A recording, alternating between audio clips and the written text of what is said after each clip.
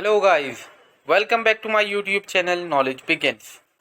दोस्तों, आज हम बात करने वाले हैं ऑथोरिटेरियन गवर्नमेंट के बारे में और डेमोक्रेटिक सिस्टम ऑफ पावर के बारे में। दोनों में डिफरेंस क्या है, हम आज की वीडियो में ये देखेंगे। तो दोस्तों, डेमोक्रेटिक फॉर्म ऑफ गवर्नमेंट या डेमोक्रेटिक सिस्टम ऑफ पावर जो होती है, उसमें आप लोगों को पता है जैसे कि डेमोक्रेसी के अंदर लोगों को राइट होते हैं। ठीक है, राइट होता है, राइट टू वोट होता है, राइट टू लाइफ होता है। ठीक है, बहुत सारे राइट्स और पावर्स मिली होती है लोगों के पास।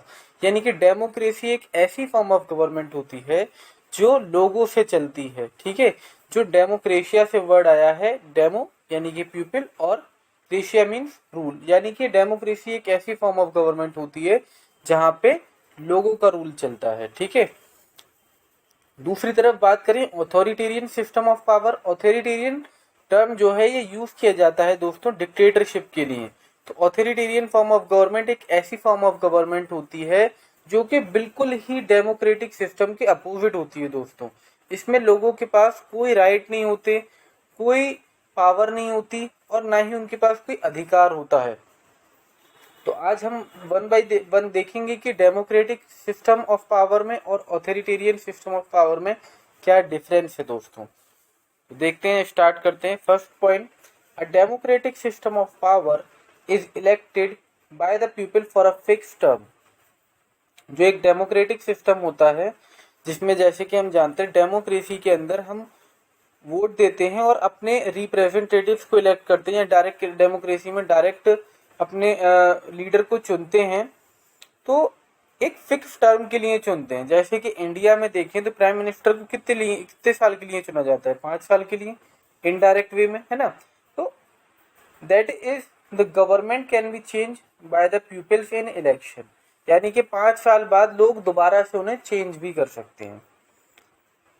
लेकिन अगर ऑथोरिटेरियन फॉर्म ऑफ गवर्नमेंट में देखें, ऑथोरिटेरियन सिस्टम ऑफ पावर में देखें, जो एग्जीक्यूट होता है, एग्जीक्यूटिव, वो बहुत ज़्यादा पावर होल्ड करता है। ठीक है, और उसे हटाया भी नहीं जा सकता, चेंज भी नहीं किया जा सकता, क्योंकि यहाँ पर लोगों ने उसे वोट देकर चुना ही नहीं था।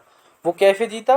वो पावर के बेस पर जीता, उसने फोर्स का यूज किया। ठीक है, अगर इलेक्शन हुए भी हैं तो वहां पर फ्री एंड फेयर इलेक्शन नहीं हुए, वो भी बस एक दिखावा है, पूरी तरीके से फ्री एंड फेयर इलेक्शन नहीं होते। Second point, a democratic system of power is answerable to the people for its all its actions.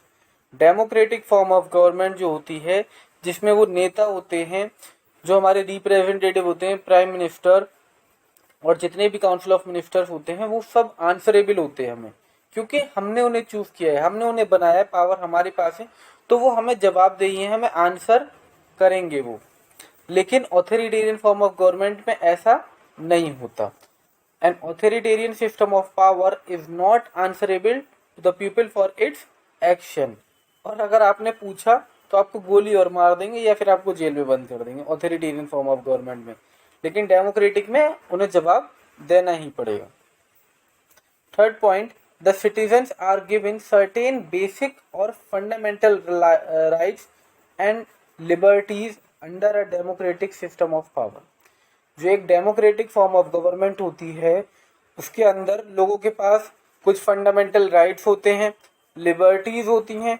ठीक है, जैसे right to vote, right to election, ठीक है, sorry, right to vote, right to life, ठीक है, right to food, बहुत सारे rights हमें मिले हुए। ठीक है, कुछ फंडामेंटल राइट्स और लिबर्टीज एक डेमोक्रेटिक फॉर्म ऑफ गवर्नमेंट में मिलती है। लेकिन अगर ऑथोरिटेरियन फॉर्म ऑफ गवर्नमेंट में बात करें तो ये उनके लीडर के ऊपर होता है कि अगर वो देना चाहे उन्हें पावर्स तो दे सकता है, लेकिन क्योंकि वहां पर जो है वो कॉन्स्टिट्यूशन के अकॉर्डिंग रूल नहीं किया जाता ऑथोरिटेरियन फॉर्म ऑफ गवर्नमेंट में। वहां पर कैसे रूल किया जाता है? जो फोर्स के थ्रू रूल किया जाता है।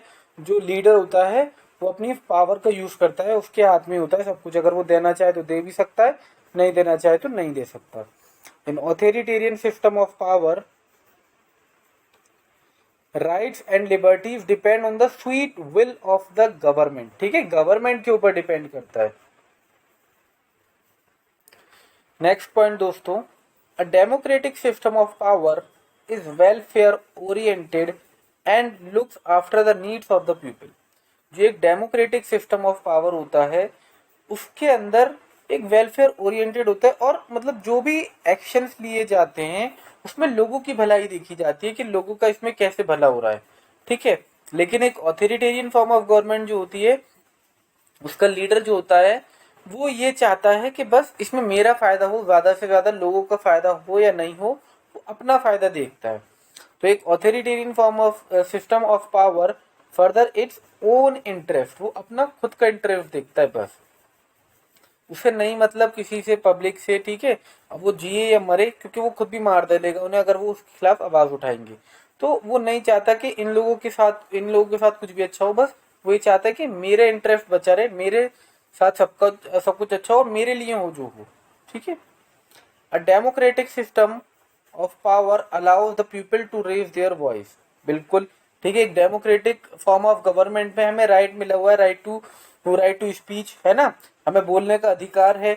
लेकिन एक ऑथोरिटेरियन फॉर्म ऑफ गवर्नमेंट में लोगों को अपने व्यूज को एक्सप्रेस करने का अधिकार नहीं होता, वो अपने व्यूज को एक्सप्रेस नहीं कर सकते, और अगर उन्होंने किया तो डिक्टेटर उन्हें मार डालेगा। ऑथोरिटेरियन सिस्टम में या तो उन्हें मार दिया जाएगा या जेल में डाल दिया जाएगा।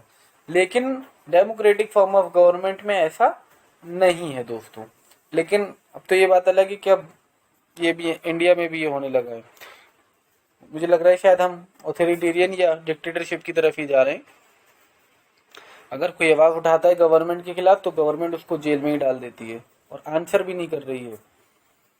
N authoritarian system of power doesn't allow the people to express themselves, और ऑथोरिटेरियन फॉर्म ऑफ गवर्नमेंट के अंदर, ऑथोरिटेरियन सिस्टम के अंदर लोगों को बोलने का अधिकार नहीं होता, अपने व्यूज को एक्सप्रेस करने का अधिकार नहीं होता दोस्तों। तो यही था आज की वीडियो में। I hope you guys understand. Thank you, thanks for watching guys.